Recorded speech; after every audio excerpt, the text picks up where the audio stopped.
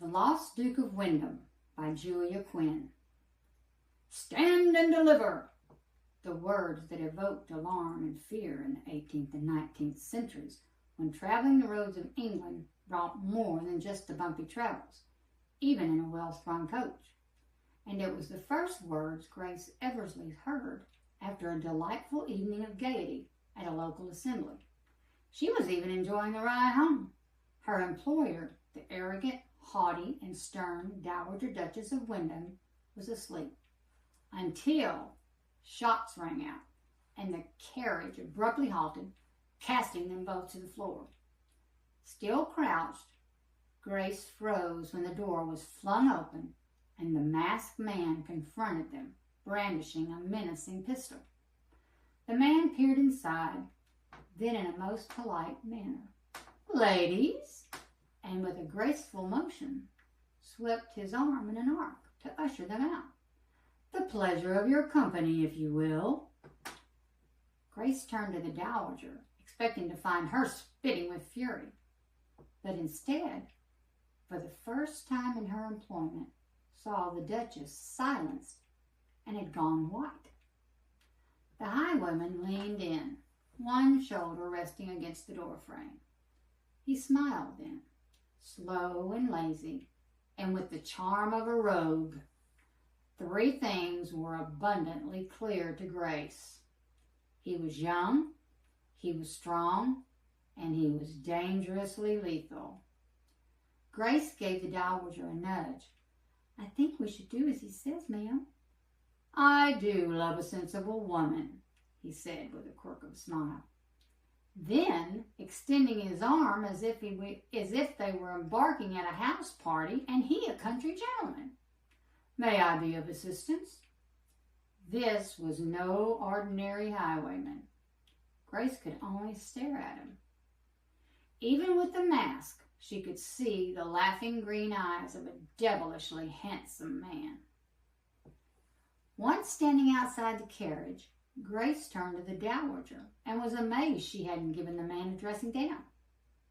But the woman was still as pale as sheets, as if she had seen a ghost. Grace took her hand, which was cold, clammy, and limp. "What is your name?" the Dowager whispered. "My name?" Grace repeated in horror.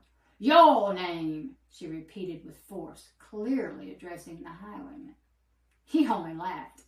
"I'm afraid I need your valuables."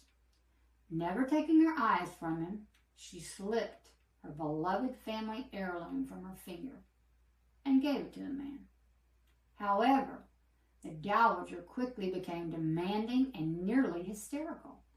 Not because they were being robbed. Oh no, that was a mere bother.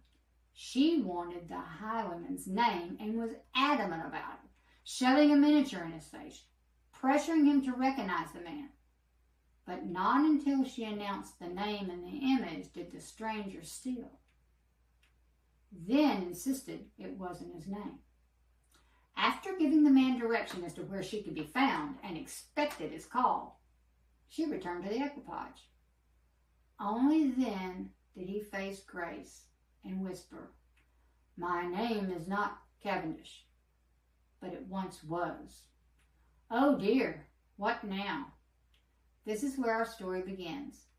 One kidnapping, two matching signet rings, one life-size portrait, a determined Dowager Duchess, a disgruntled Duke, a disinclined and lost grandson, a disillusioned betrothed and her father, a disagreeable and lengthy trip to Ireland with all of them, and one beautiful damsel stuck in the middle of it all. And we have a delightful adventure.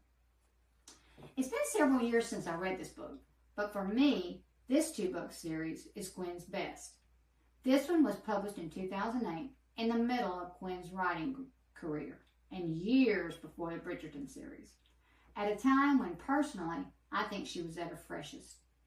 And if you like audiobooks, the best of the best, Rosalind Landor is the narrator, which adds to the already engaging story.